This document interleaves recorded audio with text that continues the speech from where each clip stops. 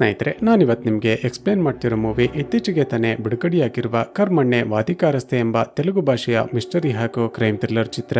ಈ ಮೂವಿಯ ಕಾನ್ಸೆಪ್ಟ್ ಏನಂದ್ರೆ, ಒಂದು ದಿನ ಪೃಥ್ವಿ ಎಂಬ ಒಬ್ಬ ಫೇಮಸ್ ಆಕ್ಟರ್ ರಾತ್ರಿ ಹೊತ್ತು ಮನೆಗೆ ತನ್ನ ಕಾರಿನಲ್ಲಿ ವಾಪಸ್ ಹೋಗ್ತಿರುವಾಗ ಒಬ್ಬ ವ್ಯಕ್ತಿ ಇದ್ದಕ್ಕಿದ್ದ ಹಾಗೆ ಅಡ್ಡ ಬರ್ತಾನೆ.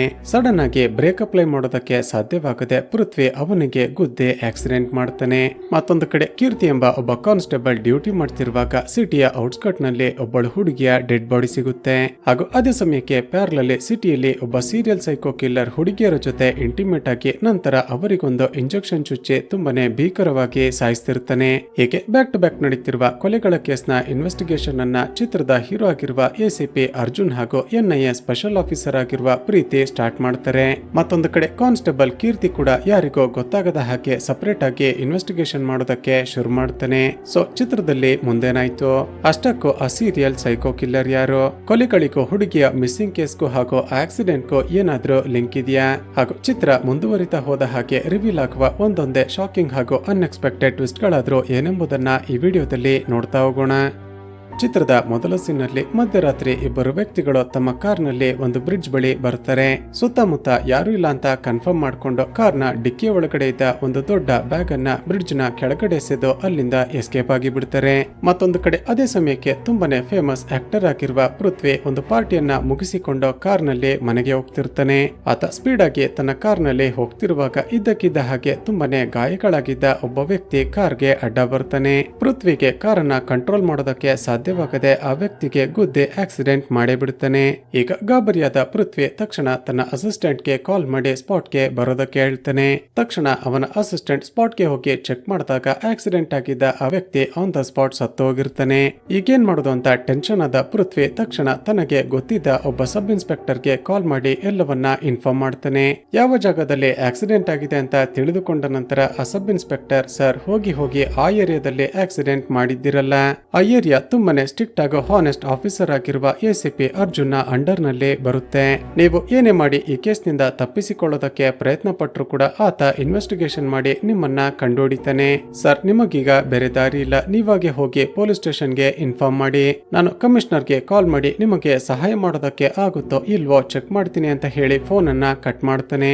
ಇಲ್ಲಿಗೆ ಸೀನ್ ಕಟ್ ಆಗಿ ಮರುದಿನ ಬೆಳಿಗ್ಗೆ ಕೀರ್ತಿ ಎಂಬ ಒಬ್ಬ ಪೊಲೀಸ್ ಕಾನ್ಸ್ಟೇಬಲ್ ನನ್ನ ನೋಡ್ತೀವಿ. ಇವನ ಹೆಂಡತಿಗೆ ಹುಷಾರಿಲ್ಲದ ಕಾರಣ ಇವನೇ ಪ್ರತಿದಿನ ಊಟ ತಿಂಡಿ ಎಲ್ಲ ರೆಡಿ ಮಾಡಿ ಡ್ಯೂಟಿಗೆ ಹೋಗ್ತಿರ್ತಾನೆ.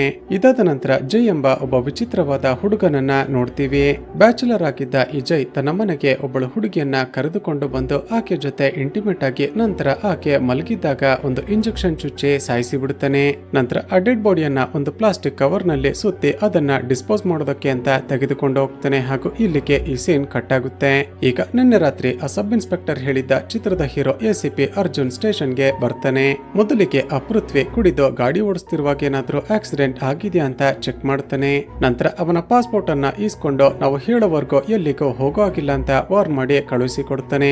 ಮತ್ತೊಂದು ಕಡೆ ಅಜಯ್ ಒಬ್ಬಳು ಹುಡುಗಿಯನ್ನ ಕೊಲೆ ಮಾಡಿ ಆಕೆಯ ಡೆಡ್ ಬಾಡಿಯನ್ನ ಡಿಸ್ಪೋಸ್ ಮಾಡೋದಕ್ಕೆ ತೆಗೆದುಕೊಂಡು ಹೋಗಿದ್ದ ಅಲ್ವಾ. ಸಿಟಿಯ ಔಟ್ಸ್ಕರ್ಟ್ ನಲ್ಲಿ ಒಬ್ಬಳು ಹುಡುಗಿಯ ಡೆಡ್ ಬಾಡಿ ಬಿದ್ದಿದೆ ಅಂತ ಎನ್ಐಎ ಸ್ಪೆಷಲ್ ಆಫೀಸರ್ ಆಗಿರುವ ಪ್ರೀತಿಗೆ ಇನ್ಫಾರ್ಮೇಶನ್ ಹೋಗುತ್ತೆ. ಈಗ ಮೀಡಿಯಾದವರ ಮಾತುಗಳಿಂದ ನಮಗೆ ಗೊತ್ತಾಗೋದೇನು ಅಂದ್ರೆ, ಶಾಕಿಂಗ್ಲಿ ಇದೇ ಸೇಮ್ ಪ್ಯಾಟರ್ನ್ ಅಲ್ಲಿ ಈ ಹಿಂದೆ ಇಬ್ಬರು ಹುಡುಗಿಯರ ಡೆಡ್ ಬಾಡಿ ಪೊಲೀಸರಿಗೆ ಸಿಕ್ಕಿರುತ್ತೆ. ಈಗ ಬ್ಯಾಕ್ ಟು ಬ್ಯಾಕ್ ಹುಡುಗಿಯರ ಕೊಲೆ ಆಗ್ತಿದ್ದ ಕಾರಣ ಪೊಲೀಸ್ ಡಿಪಾರ್ಟ್ಮೆಂಟ್ ನವರು ಎನ್ಐಎ ಡಿಪಾರ್ಟ್ಮೆಂಟ್ ಗೆ ಈ ಕೇಸ್ ಅನ್ನ ಟ್ರಾನ್ಸ್ಫರ್ ಮಾಡಿರ್ತಾರೆ. ಜೊತೆಗೆ ಎನ್ಐಎ ಆಫೀಸರ್ ಆಗಿರುವ ಪ್ರೀತಿಯಾಕೆ ಈ ಸೀರಿಯಲ್ ಕಿಲ್ಲರ್ ನ ಕೇಸ್ ಅನ್ನ ಅಸೈನ್ ಮಾಡಿಸಿಕೊಂಡ್ಲು ಅಂತ ಕ್ಲೈಮ್ಯಾಕ್ಸ್ ನಲ್ಲಿ ಒಂದು ಶಾಕಿಂಗ್ ಟ್ವಿಸ್ಟ್ ನ ಮೂಲಕ ಗೊತ್ತಾಗುತ್ತೆ. ಮತ್ತೊಂದು ಕಡೆ ಕಾನ್ಸ್ಟೇಬಲ್ ಕೀರ್ತಿಯನ್ನ ಡಿಪಾರ್ಟ್ಮೆಂಟ್ ಆಂಧ್ರ ಬಾರ್ಡರ್ ನಲ್ಲಿ ಗಾಡಿಗಳನ್ನ ಚೆಕಿಂಗ್ ಮಾಡುವ ಡ್ಯೂಟಿಗೆ ಹಾಕಿರ್ತಾರೆ. ಹೀಗೆ ಬ್ರಿಡ್ಜ್ ಬಳಿ ಗಾಡಿಯ ಚೆಕಿಂಗ್ ಮಾಡ್ತಿರುವಾಗ ಕೀರ್ತಿಗೆ ಇದ್ದಕ್ಕಿದ್ದ ಹಾಗೆ ಟಾಯ್ಲೆಟ್ ಗೆ ಅರ್ಜೆಂಟ್ ಆಗಿ ಅಲ್ಲೇ ಹಿಂದೆ ಇದ್ದ ಕಾಡಿನ ಬಳಿಗೆ ಬರ್ತಾನೆ. ಇನ್ನೇನು ಅಲ್ಲಿಂದ ವಾಪಸ್ ಬರಬೇಕು ಅನ್ನುವಾಗ ಶಾಕಿಂಗ್ಲಿ ಒಬ್ಬಳು ಹುಡುಗಿ ರಕ್ತಸಿಕ್ತವಾಗಿ ಬಿದ್ದಿರೋದನ್ನ ನೋಡ್ತಾನೆ. ಶಾಕ್ ಆಗಿ ತಕ್ಷಣ ಹತ್ತಿರ ಹೋಗಿ ನೋಡಿದಾಗ ಆ ಹುಡುಗಿ ಇನ್ನು ಕೂಡ ಬದುಕಿದ್ದಾಳೆ ಅಂತ ಗೊತ್ತಾಗುತ್ತೆ. ತಕ್ಷಣ ಈ ವಿಷಯವನ್ನ ಯಾರಿಗೋ ಇನ್ಫಾರ್ಮ್ ಮಾಡದೆ ತನ್ನ ಫ್ರೆಂಡ್ ಕೆಲಸ ಮಾಡ್ತಿದ್ದ ಹಾಸ್ಪಿಟಲ್ಗೆ ಕರೆದುಕೊಂಡು ಹೋಗ್ತಾನೆ. ಈಗ ಆ ಹುಡುಗಿಯನ್ನ ಚೆಕ್ ಮಾಡಿದ ನಂತರ ಆ ಡಾಕ್ಟರ್ ಹೇಳೋದೇನಂದ್ರೆ, ಕೀರ್ತಿ ಈ ಹುಡುಗಿಯ ಮೇಲೆ ಹಲವು ಬಾರಿ ಅತ್ಯಾಚಾರ ಆಗಿದೆ. ಆಕೆಯ ಮೈ ಮೇಲೆ ಆಗಿರುವ ಗಾಯಗಳನ್ನ ನೋಡಿದ್ರೆ ಆ ಹುಡುಗಿ ಬದುಕಿರೋದೇ ದೊಡ್ಡ ವಿಷಯ. ನೀನೊಂದು ಕೆಲಸ ಮಾಡು, ಆ ಹುಡುಗಿಗೆ ವಾಪಸ್ ಪ್ರಜ್ಞೆ ಬರೋವರೆಗೂ ಈ ವಿಷಯವನ್ನ ಯಾರಿಗೋ ಇನ್ಫಾರ್ಮ್ ಮಾಡ್ಬೇಡ. ಯಾಕಂದ್ರೆ ಆ ಹುಡುಗಿಗೆ ವಾಪಸ್ ಪ್ರಜ್ಞೆ ಬಂದಾಗ ಈ ವಿಷಯ ಎಲ್ಲ ಕಡೆ ಗೊತ್ತಾಗಿ ನನ್ನ ಮರ್ಯಾದೆ ಹೋಗಿದೆ ಅಂತ ಏನಾದ್ರೂ ಹೆಚ್ಚು ಕಮ್ಮಿ ಮಾಡ್ಕೊಂಡ್ರೆ ತುಂಬಾನೇ ಕಷ್ಟ ಆಗುತ್ತೆ.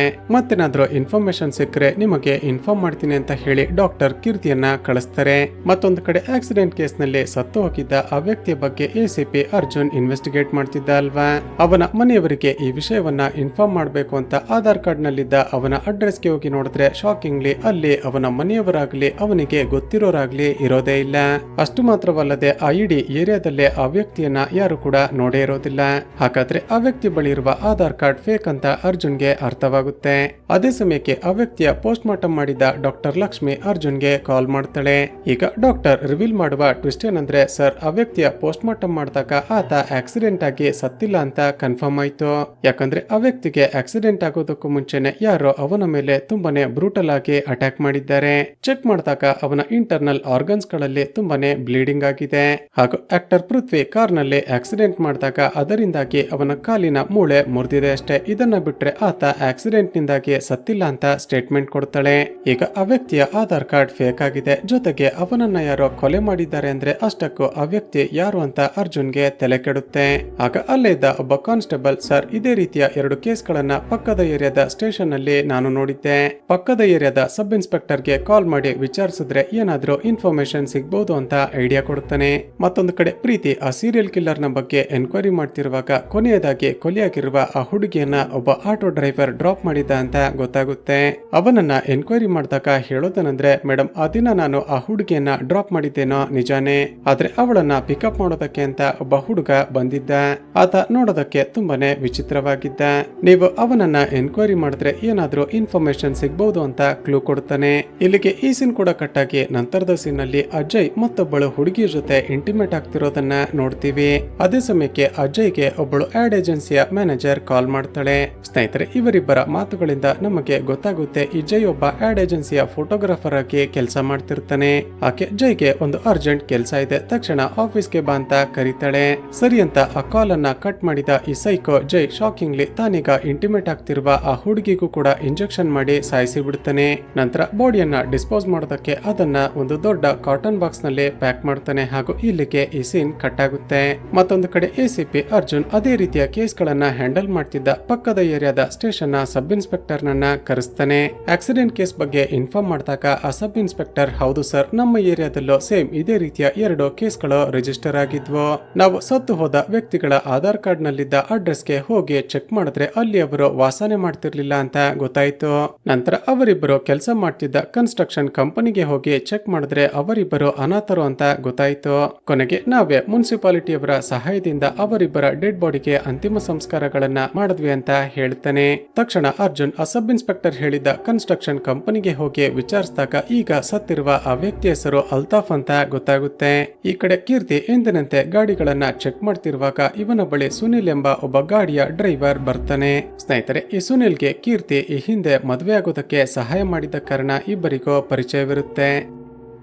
ಸುನಿಲ್ ಕೀರ್ತಿಯನ್ನ ಮಾತನಾಡಿಸಿದಾಗ ನಮಗೆ ಗೊತ್ತಾಗುತ್ತೆ ಈತ ಹಣ್ಣು ಹಾಗೂ ತರಕಾರಿಗಳನ್ನ ಡೆಲಿವರಿ ಮಾಡುವ ಒಂದು ಕಂಪನಿಯಲ್ಲಿ ಡ್ರೈವರ್ ಆಗಿ ಕೆಲಸ ಮಾಡ್ತಿದ್ದಾನೆ ಅಂತ. ಕೀರ್ತಿ ಎಷ್ಟೇ ಬೇಡ ಅಂದ್ರೂ ಕೂಡ ಸುನಿಲ್ ತನ್ನ ಗಾಡಿಯಲ್ಲಿದ್ದ ಒಂದು ಹಣ್ಣಿನ ಬುಟ್ಟಿಯನ್ನ ಸುನಿಲ್ಗೆ ಕೊಟ್ಟು ಹೋಗ್ತಾನೆ. ಸ್ವಲ್ಪ ಸಮಯದ ನಂತರ ಹಾಸ್ಪಿಟಲ್ ನಿಂದ ಕೀರ್ತಿಯ ಡಾಕ್ಟರ್ ಫ್ರೆಂಡ್ ಕಾಲ್ ಮಾಡಿ ತಕ್ಷಣ ಹಾಸ್ಪಿಟಲ್ಗೆ ಬಾ ಅಂತ ಕರೀತಾನೆ.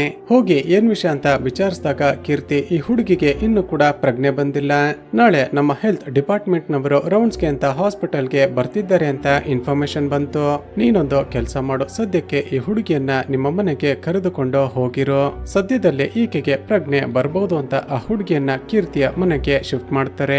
ಮತ್ತೊಂದು ಕಡೆ ಆ ಸೈಕೋ ಕಿಲ್ಲರ್ ಜೈ ಒಬ್ಬಳು ಆಡ್ ಏಜೆನ್ಸಿ ಮ್ಯಾನೇಜರ್ ಬಳಿ ಮಾತನಾಡೋದಕ್ಕೆ ಅಂತ ಹೋಗಿದ್ದ ಅಲ್ವಾ. ಅವಳ ಲ್ಯಾಪ್ಟಾಪ್ ನಲ್ಲಿರುವ ಒಬ್ಬಳು ಹುಡುಗಿಯ ಫೋಟೋ ನೋಡಿ ಈ ಹುಡುಗಿ ನನಗೆ ಬೇಕು ಅಂತ ವಿಚಿತ್ರವಾಗಿ ನಗುತ್ತಾ ಹೇಳ್ತಾನೆ. ಆಕೆ ಕೂಡ ಸರಿ ಅಂತ ನಿನಗೆ ಯಾವ ಹುಡುಗಿ ಬೇಕೋ ಅವಳನ್ನ ಅರೇಂಜ್ ಮಾಡ್ತೀನಿ ಅಂತ ಹೇಳ್ತಾಳೆ. ಇಲ್ಲಿ ಇಲ್ಲಿಗೆ ಈ ಸೀನ್ ಕಟ್ಟಾಗಿ ನಂತರದ ಸೀನ್ ನಲ್ಲಿ ಶಾಕಿಂಗ್ಲಿ ಆ ಸೈಕೋ ಕಿಲ್ಲರ್ ಜೈ ಲ್ಯಾಪ್ಟಾಪ್ ನಲ್ಲಿ ಯಾವ ಹುಡುಗಿಯ ಫೋಟೋವನ್ನ ನೋಡಿದ್ನೋ ಅವಳ ಜೊತೆ ಕೂಡ ಇಂಟಿಮೇಟ್ ಆಗಿ ಸಾಯಿಸಿ ಬಿಡುತ್ತಾನೆ. ಇದಾಗಿ ಸ್ವಲ್ಪ ಸಮಯದ ನಂತರ ಸಿಟಿಯ ಔಟ್ಸ್ಕರ್ಟ್ ನಲ್ಲಿ ಮತ್ತೊಬ್ಬಳು ಹುಡುಗಿಯ ಡೆಡ್ ಬಾಡಿ ಬಿದ್ದಿದೆ ಅಂತ ಪ್ರೀತಿಗೆ ಇನ್ಫಾರ್ಮೇಶನ್ ಹೋಗುತ್ತೆ. ಹೀಗೆ ಬ್ಯಾಕ್ ಟು ಬ್ಯಾಕ್ ಕೊಲೆಗಳಾಗ್ತಿದ್ರು. ಆ ಕಿಲ್ಲರ್ ನನ್ನ ಕಂಡುಹಿಡಿಯೋದಕ್ಕೆ ಸಾಧ್ಯವಾಗ್ತಿಲ್ವಲ್ಲ ಅಂತ ಹೈಯರ್ ಆಫೀಸರ್ ಗಳು ಹಾಗೂ ಪೊಲಿಟಿಷಿಯನ್ ಗಳು ತುಂಬಾನೇ ಬೈಯೋದಕ್ಕೆ ಶುರು ಮಾಡ್ತಾರೆ. ಅದೇ ಸಮಯಕ್ಕೆ ಮತ್ತೊಂದು ಕಡೆ ಜೆನ್ನಿ ಹಾಗೂ ಜಾನ್ ಎಂಬ ಇಬ್ಬರು ಕಪಲ್ಸ್ ಒಂದು ಬಾರ್ ನಲ್ಲಿ ಎಂಜಾಯ್ ಮಾಡ್ತಿರ್ತಾರೆ. ಆ ಜೆನ್ನಿ ಕೂಡ ಒಬ್ಬಳು ಮಾಡೆಲ್ ಆಗಿದ್ದು ಜೈ ಅವಳ ಬಾಯ್ ಫ್ರೆಂಡ್ ಮುಂದೆನೆ ಅವಳ ಜೊತೆ ಫ್ಲರ್ಟ್ ಮಾಡೋದಕ್ಕೆ ಟ್ರೈ ಮಾಡ್ತಾನೆ. ಮತ್ತೊಂದು ಕಡೆ ಆ ದಿನ ರಾತ್ರಿ ಕೀರ್ತಿ ಮನೆಗೆ ಹೋದ ನಂತರ ಆ ದಿನ ಸುನಿಲ್ ತನಗೆ ಕೊಟ್ಟಿದ್ದ ಆ ಹಣ್ಣಿನ ಬುಟ್ಟಿಯನ್ನ ಓಪನ್ ಮಾಡ್ತಾನೆ. ಒಳಗಡೆ ನೋಡಿದ್ರೆ ಶಾಕಿಂಗ್ಲಿ ಗನ್ನಿನ ಸ್ಪೇರ್ ಪಾರ್ಟ್ಸ್ ಗಳನ್ನ ಇಡಲಾಗಿರುತ್ತೆ. ಅದನ್ನ ನೋಡಿದ ಕೀರ್ತಿಗೆ ತುಂಬಾನೇ ಶಾಕ್ ಆಗುತ್ತೆ. ಅದೇ ಸಮಯಕ್ಕೆ ಸುನಿಲ್ ಟೆನ್ಷನ್ ಆಗಿ ಕೀರ್ತಿಗೆ ಕಾಲ್ ಮಾಡಿ, ಸರ್ ಇವತ್ತು ಬೆಳಿಗ್ಗೆ ನಿಮಗೊಂದು ಹಣ್ಣಿನ ಬುಟ್ಟಿಯನ್ನ ಕೊಟ್ಟಿದ್ದೆ ಅಲ್ವಾ, ಅದರ ಒಳಗಡೆ ನಮ್ಮ ಬಾಸ್ಗೆ ಬೇಕಾಗಿದ್ದ ಒಂದು ಇಂಪಾರ್ಟೆಂಟ್ ಐಟಮ್ ಇದೆಯಂತೆ, ದಯವಿಟ್ಟು ಅದನ್ನ ಓಪನ್ ಮಾಡ್ಬಿಡಿ, ನಾನು ತಕ್ಷಣ ಬಂದು ಅದನ್ನ ಈಸ್ಕೋತೀನಿ ಅಂತ ಹೇಳ್ತಾನೆ. ಈಗ ಕೀರ್ತಿ ತಕ್ಷಣ ತಾನು ಆ ಬುಟ್ಟಿಯನ್ನ ಓಪನ್ ಮಾಡಿಲ್ಲ ಅನ್ನೋ ರೀತಿ ಮತ್ತೆ ರೀಪ್ಯಾಕ್ ಮಾಡ್ತಾನೆ. ಒಂದು ವೇಳೆ ಸುನಿಲ್ ಕೂಡ ಇಲ್ಲೀಗಲ್ ವೆಪನ್ ನ ಬಿಸ್ನೆಸ್ ನಲ್ಲಿ ಭಾಗಿಯಾಗಿದ್ದಾನೆ ಅಂತ ಪತ್ತೆ ಮಾಡೋದಕ್ಕೆ ಒಂದು ಐಡಿಯಾ ಮಾಡ್ತಾನೆ. ಮರುದಿನ ಮನೆಯಲ್ಲಿ ಒಂದು ಸಣ್ಣ ಪೂಜೆ ಇದೆ ಅಂತ ಸುನಿಲ್ ಹಾಗೂ ಅವನ ಹೆಂಡತಿಯನ್ನ ಮನೆಗೆ ಕರೆಸ್ತಾನೆ. ನಂತರ ಸುನಿಲ್ ನನ್ನ ಪಕ್ಕಕ್ಕೆ ಕರೆದುಕೊಂಡು ಹೋಗಿ ಅವನಿಗೆ ಹೆದರಿಸಿ ವಿಚಾರಿಸಿದಾಗ ಒಂದು ಟ್ವಿಸ್ಟ್ ರಿವೀಲ್ ಆಗುತ್ತೆ. ಸರ್, ನಮ್ಮ ಬಾಸ್ ಯಾವ ಜಾಗಕ್ಕೆ ಹೋಗಿ ಹಣ್ಣನ್ನ ಅಥವಾ ವೆಜಿಟೇಬಲ್ ಅನ್ನ ಡೆಲಿವರಿ ಮಾಡುವಂತ ಹೇಳ್ತಾರೋ ಅಡ್ರೆಸ್ಗೆ ಡೆಲಿವರಿ ಮಾಡ್ತೀನಿ. ಆದ್ರೆ ಇಷ್ಟು ದಿನ ನಮ್ಮ ಬಾಸ್ ಒಂದು ಇಲ್ಲಿಗಲ್ ವೆಪನ್ ಬಿಸ್ನೆಸ್ ಅನ್ನ ಮಾಡ್ತಿದ್ದಾರೆ ಅಂತ ನಿನ್ನೆನೆ ಗೊತ್ತಾಗಿತ್ತು. ಯಾವಾಗಲೂ ಒಂದು ಡಾಬಾದಿಂದ ಈ ಬುಟ್ಟಿಗಳನ್ನ ಬೇರೊಂದು ಕಡೆ ಡೆಲಿವರಿ ಮಾಡೋದಕ್ಕೆ ಹೇಳ್ತಿದ್ರು. ಇದನ್ನ ಬಿಟ್ರೆ ನನ್ಗೇನು ಕೂಡ ಗೊತ್ತಿಲ್ಲ ಸರ್ ಅಂತ ಇನ್ನೇನು ಅಲ್ಲಿಂದ ಹೋಗುವಾಗ ಕೀರ್ತಿಯ ಮನೆಯಲ್ಲಿರುವ ಆ ಹುಡುಗಿಯನ್ನ ನೋಡ್ತಾನೆ. ಆ ಹುಡುಗಿಯನ್ನ ನೋಡಿ, ಸರ್ ಈ ಹುಡುಗಿ ಇಲ್ಲೇನ್ ಮಾಡ್ತಿದ್ದಾಳೆ, ಈಕೆ ಅದೇ ಡಾಬಾದಲ್ಲಿ ಕೆಲಸ ಮಾಡ್ತಿದ್ಲು ಅಂತ ಹೇಳ್ತಾನೆ. ಆಗ ಕೀರ್ತಿ ಆ ಹುಡುಗಿ ಬಗ್ಗೆ ನಿನಗೆ ಗೊತ್ತಾ ಅಂತ ವಿಚಾರಿಸಿದಾಗ, ಹೌದು ಸರ್, ಈ ಹುಡುಗಿ ನಾನು ಹೇಳ್ತಿರುವ ಅದೇ ಡಾಬಾದಲ್ಲಿ ಕೆಲಸ ಮಾಡ್ತಿದ್ಲು. ಆದ್ರೆ ಇದ್ದಕ್ಕಿದ್ದ ಹಾಗೆ ಕೆಲವು ದಿನಗಳ ಹಿಂದೆ ನಾಪತ್ತೆಯಾದ್ಲು. ಮೋಸ್ಟ್ಲಿ ಯಾರನ್ನಾದ್ರೂ ಪ್ರೀತಿ ಮಾಡಿ ಓಡಿ ಹೋಗಿರ್ಬೋದು ಅಂದುಕೊಂಡು ಎಲ್ಲರೂ ಸುಮ್ಮನಾಗಿದ್ರು. ಆದ್ರೆ ಕೆಲವು ದಿನಗಳ ಹಿಂದೆ ಇಬ್ಬರು ಹುಡುಗರು ಇವಳ ಜೊತೆ ಮಿಸ್ಬಿಹೇವ್ ಮಾಡ್ತಿದ್ದನ್ನ ನಾನು ನೋಡಿದ್ದೆ ಅಂತ ಹೇಳ್ತಾನೆ. ಇಲ್ಲಿಗೆ ಸೀನ್ ಕಟ್ಟಾಗಿ ಮರುದಿನ ಬೆಳಿಗ್ಗೆ ಅರ್ಜುನ್ ತನ್ನ ಟೀಮ್ ಅನ್ನ ಕರೆದುಕೊಂಡು ಹೋಗಿ ಇದುವರೆಗೂ ಯಾರ್ಯಾರು ಸತ್ತಿದ್ದಾರೋ ಅವರ ಏರಿಯಾಗೆ ಹೋಗಿ ಏನಾದ್ರೂ ಇನ್ಫಾರ್ಮೇಶನ್ ಸಿಗುತ್ತಾ ಅಂತ ಚೆಕ್ ಮಾಡೋದಕ್ಕೆ ಶುರು ಮಾಡ್ತಾನೆ. ಆಗ ವಿಚಾರಿಸಿದಾಗ ಹಿಂದಿ ಭಾಷೆಯಲ್ಲಿ ಮಾತನಾಡ್ತಿದ್ದ ಅವರೆಲ್ಲರೂ ನಾಯ್ಡು ಎಂಬಾತ ನಮ್ಮನ್ನ ಕರೆದುಕೊಂಡು ಬಂದು ಫೇಕ್ ಆಧಾರ್ ಕಾರ್ಡ್ ಮಾಡಿಸಿದ್ದ ಅಂತ ಇನ್ಫಾರ್ಮೇಶನ್ ಕೊಡ್ತಾರೆ. ತಕ್ಷಣ ಆ ಕಾಂಟ್ರಾಕ್ಟರ್ ನಾಯ್ಡು ಯಾರು ಅಂತ ಪತ್ತೆ ಮಾಡಿ ಅವನನ್ನ ಫಾಲೋ ಮಾಡೋದಕ್ಕೆ ಶುರು ಮಾಡ್ತಾನೆ. ಮತ್ತೊಂದು ಕಡೆ ಆ ಸೈಕೋ ಕಿಲ್ಲರ್ ಜೈ ಜೆನ್ನಿ ಎಂಬ ಆ ಹುಡುಗಿಗೂ ಕೂಡ ಇಂಪ್ರೆಸ್ ಮಾಡಿ ತನ್ನ ರೂಮ್ಗೆ ಕರೆದುಕೊಂಡು ಹೋಗಿ ಆಕೆಯ ಜೊತೆ ಇಂಟಿಮೇಟ್ ಆಗ್ತಾನೆ. ನಂತರ ಯಾವಾಗಲೂ ಮಾಡುವಂತೆ ತನ್ನ ಬಳಿ ಇರುವ ಪಾಯ್ಸನ್ ಇಂಜೆಕ್ಷನ್ ಅನ್ನ ಆಕೆಗೆ ಇಂಜೆಕ್ಟ್ ಮಾಡಿ ಸಾಯಿಸಿ ಬಿಡುತ್ತಾನೆ. ಈ ಕಡೆ ಅರ್ಜುನ್ ಆ ನಾಯ್ಡು ಎಂಬ ವ್ಯಕ್ತಿಯನ್ನ ಫಾಲೋ ಮಾಡ್ತಿದ್ದ ಅಲ್ವಾ, ಅವನನ್ನ ಕಿಡ್ನಾಪ್ ಮಾಡಿಕೊಂಡು ಒಂದು ಜಾಗಕ್ಕೆ ತಂದಿರ್ತಾರೆ. ಡಾಕ್ಟರ್ ಲಕ್ಷ್ಮಿಯ ಸಹಾಯದಿಂದ ನಾಯ್ಡುನ ಬಾಡಿಯಿಂದ ಒಂದು ಕಿಡ್ನಿಯನ್ನ ಅರ್ಜುನ್ ತೆಗೆಸಿರ್ತಾನೆ. ಅವನಿಗೆ ವಾಪಸ್ ಪ್ರಜ್ಞೆ ಬಂದಾಗ ಹೆದರಿಸಿ, ಹೇಳು ನಿನಗೂ ಆ ಕೆಲಸಗಾರರಿಗೂ ಇರುವ ಲಿಂಕ್ ಏನು, ಅವರಿಗೆಲ್ಲ ಕನ್ಸ್ಟ್ರಕ್ಷನ್ ಕೆಲಸ ಕೊಡಿಸಿ ಫೇಕ್ ಆಧಾರ್ ಕಾರ್ಡ್ ಅನ್ನ ಯಾಕೆ ಮಾಡಿಸ್ತಿದ್ಯಾ ಅಂತ ವಿಚಾರಿಸ್ತಾನೆ. ಒಂದು ವೇಳೆ ನೀನು ನಿಜ ಒಪ್ಕೊಳ್ಳಿಲ್ಲ ಅಂದ್ರೆ ನಿನ್ನ ಬಾಡಿಯಲ್ಲಿರುವ ಬೇರೆ ಬೇರೆ ಆರ್ಗನ್ಸ್ ಗಳನ್ನ ಕೂಡ ತೆಗೆದು ಬಿಡ್ತೀವಿ ಅಂತ ಹೆದರಿಸ್ತಾನೆ. ಈಗ ಹೆದರಿಕೊಂಡ ಆ ಕಾಂಟ್ರಾಕ್ಟರ್ ನಾಯ್ಡು ತಾವು ಮಾಡ್ತಿರುವ ಇಲ್ಲಿಗಲ್ ಕೆಲಸದ ಬಗ್ಗೆ ಒಪ್ಪಿಕೊಳ್ತಾನೆ. ಸ್ನೇಹಿತರೆ, ಇವರು ಫೇಕ್ ಡಾಕ್ಯುಮೆಂಟ್ಸ್ ಗಳನ್ನ ಕ್ರಿಯೇಟ್ ಮಾಡಿ ಕರೆದುಕೊಂಡು ಬರ್ತಿರುವ ಅಷ್ಟು ಜನರು ಬಾಂಗ್ಲಾದೇಶದಿಂದ ಪಶ್ಚಿಮ ಬಂಗಾಳಕ್ಕೆ ಬಂದಿರುವ ರೆಫ್ಯೂಜಿಗಳಾಗಿರ್ತಾರೆ. ಅಂದ್ರೆ ಅವರೆಲ್ಲ ತಮ್ಮ ಹೊಟ್ಟೆಪಾಡಿಗೆ ಬಾಂಗ್ಲಾದೇಶದಿಂದ ಪಶ್ಚಿಮ ಬಂಗಾಳಕ್ಕೆ ಬಂದಿದ್ದ ವಲಸಿಗರು. ಅವರಿಗೆ ಗಾರೆ ಕೆಲಸ ಕೊಡಿಸ್ತೀವಿ ಅಂತ ಆಸೆ ತೋರಿಸಿ ಫೇಕ್ ಡಾಕ್ಯುಮೆಂಟ್ಸ್ ಗಳನ್ನ ಕ್ರಿಯೇಟ್ ಮಾಡಿ ಅಲ್ಲಿಂದ ಇಲ್ಲಿಗೆ ಕರೆ ತರ್ತಾರೆ. ನಂತರ ಹಿಂದು ಮುಂದು ಇಲ್ಲದ ಅವರ ಕೈಯಲ್ಲಿ ದೊಡ್ಡ ದೊಡ್ಡ ಪೊಲಿಟಿಷಿಯನ್ ಗಳು ಹಾಗೂ ಆಫೀಸರ್ಸ್ ಗಳು ಇಲ್ಲಿಗಲ್ ಕೆಲಸಗಳನ್ನ ಮಾಡಿಸೋದಕ್ಕೆ ಶುರು ಮಾಡ್ತಾರೆ. ಹೆಸರಿಗೆ ಅವರೆಲ್ಲ ಗಾರೆ ಕೆಲಸ ಮಾಡ್ತಿದ್ರು ಕೂಡ ಕಂಪ್ಲೀಟ್ ಆಗಿ ಇಲ್ಲಿಗಲ್ ಆಕ್ಟಿವಿಟೀಸ್ ಗಳಲ್ಲೇ ಮುಳುಗಿರ್ತಾರೆ. ಒಂದು ವೇಳೆ ಯಾರಾದ್ರೂ ತಮಗೆ ಉಲ್ಟಾ ಹೊಡೆದ್ರೆ ಯಾರಿಗೋ ಅನುಮಾನ ಬಾರದ ಹಾಗೆ ಅವರನ್ನ ಸಾಯಿಸಿ ಬಿಡ್ತಿರ್ತಾರೆ.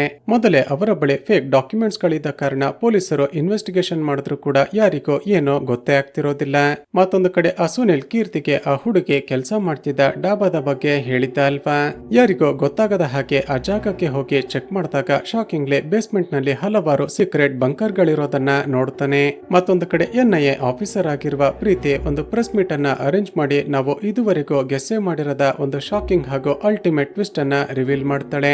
ಸ್ನೇಹಿತರೆ, ನಾವು ಇದುವರೆಗೂ ಹುಡುಗಿಯರ ಜೊತೆ ಇಂಟಿಮೇಟ್ ಆಗಿ ನಂತರ ಅವರನ್ನ ಕೊಲೆ ಮಾಡ್ತಿದ್ದ ಅಜಯ್ ಒಬ್ಬ ಸೀರಿಯಲ್ ಸೈಕೋ ಕಿಲ್ಲರ್ ಅಂತ ಅಂದುಕೊಂಡಿದ್ವಿ ಅಲ್ವಾ. ಆದ್ರೆ ಟ್ವಿಸ್ಟ್ ಏನಂದ್ರೆ ಅಜಯ್ ಕೂಡ ಪ್ರೀತಿ ಜೊತೆ ಕೆಲಸ ಮಾಡ್ತಿರುವ NIA ಆಫೀಸರ್ ಆಗಿರ್ತಾನೆ. ಅಂದ್ರೆ ಇಷ್ಟು ದಿನ ಪ್ರೀತಿ ಅಫಿಷಿಯಲ್ ಆಗಿ ಕೆಲಸ ಮಾಡ್ತಿದ್ರೆ ಅಜಯ್ ಅನ್ಅಫಿಷಿಯಲ್ ಆಗಿ ಕೆಲಸ ಮಾಡ್ತಿರ್ತಾನೆ. ಅಷ್ಟಕ್ಕೂ ಏನಾಗಿರುತ್ತೆ ಅಂದ್ರೆ ಕೆಲವು ತಿಂಗಳ ಹಿಂದೆ ಭಾರತದ ಮೇಲೆ ಉಗ್ರಗಾಮಿಗಳು ಅಟ್ಯಾಕ್ ಮಾಡ್ತಾರೆ ಅಂತ NIAಗೆ ಗೊತ್ತಾಗಿ ಆಫೀಸರ್ ಆಗಿರುವ ಪ್ರೀತಿ ಹಾಗೂ ಜೈ ಟೀಮ್ ಅನ್ನ ಕರೆದುಕೊಂಡು ಹೋಗಿ ಅವರ ಮೇಲೆ ಅಟ್ಯಾಕ್ ಮಾಡಿರ್ತಾರೆ. ಆಗ ಉಗ್ರಗಾಮಿಗಳ ಗುಂಪಿನಲ್ಲಿ ಕೆಲಸ ಮಾಡ್ತಿದ್ದ ಒಬ್ಬಳು ಲೇಡಿಯನ್ನ ಜೀವಂತವಾಗಿ ಹಿಡಿದು ಎನ್ಕ್ವೈರಿ ಮಾಡಿದಾಗ ಒಂದು ಶಾಕಿಂಗ್ ವಿಷಯ ರಿವೀಲ್ ಆಗಿರುತ್ತೆ. ಅದೇನಂದ್ರೆ ಇವರೆಲ್ಲ ಸೇರಿ ಭಾರತದ ಮೇಲೆ ಅಟ್ಯಾಕ್ ಮಾಡೋದಕ್ಕೆ ಒಂದು ಪ್ರಾಪರ್ ಪ್ಲಾನ್ ಮಾಡಿರ್ತಾರೆ. ಅದೇನಂದ್ರೆ ಸುಂದರವಾಗಿರುವ ಹುಡುಗಿಯರನ್ನ ತಮ್ಮ ಗುಂಪಿಗೆ ಸೇರಿಸಿಕೊಂಡು ಅವರ ಮೂಲಕ ಆರ್ಮಿ, ನೇವಿ ಹಾಗೂ ಏರ್ ಫೋರ್ಸ್ ನ ಆಫೀಸರ್ ಗಳನ್ನ ಹನಿ ಟ್ರ್ಯಾಪ್ ಮಾಡ್ತಿರ್ತಾರೆ. ಆ ಮೂಲಕ ಭಾರತದ ಸೀಕ್ರೆಟ್ ಹಾಗೂ ಕಾನ್ಫಿಡೆನ್ಷಿಯಲ್ ಡೇಟಾವನ್ನ ಕಲೆಕ್ಟ್ ಮಾಡ್ಕೊಂಡು ಅಟ್ಯಾಕ್ ಮಾಡೋದಕ್ಕೆ ಪ್ಲಾನ್ ಮಾಡ್ತಿರ್ತಾರೆ. ಸೊ ಈ ರೀತಿ ಹನಿ ಟ್ರ್ಯಾಪ್ ಮಾಡೋದಕ್ಕೆ ಅಂತ ಬಂದಿದ್ದ ಮಹಿಳಾ ಉಗ್ರಗಾಮಿಗಳನ್ನೇ ಜೈ ಇದುವರೆಗೂ ಚಿತ್ರದಲ್ಲಿ ಕೊಲೆ ಮಾಡಿದ್ದು. ಜೈ ಅವರ ಜೊತೆ ಕ್ಲೋಸ್ ಆಗೋದಕ್ಕೆ ನಾನೊಬ್ಬ ನೇವಿ ಆಫೀಸರ್ ಅಂತ ಸುಳ್ಳನ್ನ ಹೇಳಿ ಅವರ ಜೊತೆ ಕ್ಲೋಸ್ ಆಗಿ ಇಂಟಿಮೇಟ್ ಆಗೋ ರೀತಿ ನಾಟಕ ಮಾಡಿ ನಂತರ ಕೊಲೆ ಮಾಡ್ತಿರ್ತಾನೆ. ಮತ್ತೊಂದು ಕಡೆ ಕೀರ್ತಿ ಯಾವ ಡಾಬಾಗೆ ಚೆಕ್ ಮಾಡೋದಕ್ಕೆ ಅಂತ ಹೋಗಿದ್ನೋ ಶಾಕಿಂಗ್ಲಿ ಅದೇ ಡಾಬಾದಿಂದಾನೇ ಉಗ್ರಗಾಮಿಗಳು ಆಪರೇಟ್ ಮಾಡ್ತಿದ್ರು ಅಂತ ಕನ್ಫರ್ಮ್ ಆಗುತ್ತೆ. ಕೀರ್ತಿ ವಿಷಯವನ್ನ ಹೈಯರ್ ಆಫೀಸರ್ಸ್ ಗಳಿಗೆ ಇನ್ಫಾರ್ಮ್ ಮಾಡ್ತಿದ್ದ ಹಾಗೆ ಜೈ, ಪ್ರೀತಿ ಹಾಗೂ ACP ಅರ್ಜುನ್ ಎಲ್ಲರೂ ಅಲ್ಲಿಗೆ ಹೋಗ್ತಾರೆ. ಪೊಲೀಸರನ್ನ ನೋಡ್ತಿದ್ದ ಹಾಗೇನೆ ಆ ಉಗ್ರಗಾಮಿಗಳು ಅಟ್ಯಾಕ್ ಮಾಡೋದಕ್ಕೆ ಶುರು ಮಾಡ್ತಾರೆ. ಪೊಲೀಸರು ಕೂಡ ಫೈರ್ ಮಾಡ್ತಾ ಒಬ್ಬೊಬ್ಬರನ್ನೇ ಸಾಯಿಸೋದಕ್ಕೆ ಶುರು ಮಾಡ್ತಾರೆ. ಕೊನೆಗೆ ಕೀರ್ತಿಗೆ ಸಿಕ್ಕಿದ್ದ ಆ ಹುಡುಗಿಯ ಮೇಲೆ ಅತ್ಯಾಚಾರ ಮಾಡಿದ್ದ ಇಬ್ಬರು ಉಗ್ರಗಾಮಿಗಳ ಮೇಲೆ ಕೀರ್ತಿನೇ ಶೂಟ್ ಮಾಡಿ ಸಾಯಿಸಿ ಬಿಡ್ತಾನೆ. ನಂತರ ಅರ್ಜುನ್ ಕೆಲಸ ಕೊಡಿಸ್ತೀವಿ ಅಂತ ಕರೆದುಕೊಂಡು ಬಂದು ಇಲ್ಲಿಗಲ್ ಕೆಲಸ ಮಾಡಿಸ್ತಿದ್ದ ಪೊಲಿಟಿಷಿಯನ್ ಗಳನ್ನ ಹಾಗೂ ಆಫೀಸರ್ಸ್ ಗಳನ್ನ ಅರೆಸ್ಟ್ ಮಾಡ್ತಾನೆ. ಹಾಗೂ ಚಿತ್ರದ ಎಂಡ್ಸಿನಲ್ಲಿ ಕೀರ್ತಿಯ ಕೆಲಸ ನೋಡಿ ಪೊಲೀಸ್ ಡಿಪಾರ್ಟ್ಮೆಂಟ್ ಅವನಿಗೆ ಸಬ್ ಇನ್ಸ್ಪೆಕ್ಟರ್ ಆಗಿ ಪ್ರಮೋಷನ್ ಮಾಡುತ್ತೆ. ಹಾಗೂ ಇಲ್ಲಿಗೆ ಈ ಚಿತ್ರ ಮುಕ್ತಾಯವಾಗುತ್ತೆ.